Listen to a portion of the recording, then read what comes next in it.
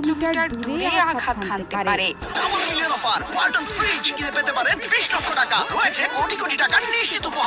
সেখানে ভারতের পিনাকার রেঞ্জ মাত্র 70 কিলোমিটার।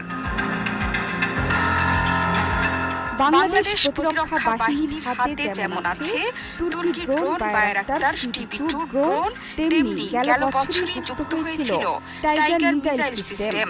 প্রথমবারের মতো বাংলাদেশে 120 কিলোমিটার দূরত্ব অতিক্রম করতে সক্ষম টাইগার MLRS ফায়ারিংও অনুষ্ঠিত হয়েছিল গেল বছর। সেদিন টিউব থেকে ছুটে গিয়েছিল মিসাইল, যা 4 মিনিটের মধ্যে 120 কিলোমিটার দূরে আঘাত হানতে সক্ষম হয়েছিল। এর ঠিক 10 মিনিট পর ছোড়া হয় দ্বিতীয় মিসাইল। সফল মিসাইল ফায়ারিং শেষে তৎকালীন সেনাপ্রধান বলেছিলেন, বাংলাদেশ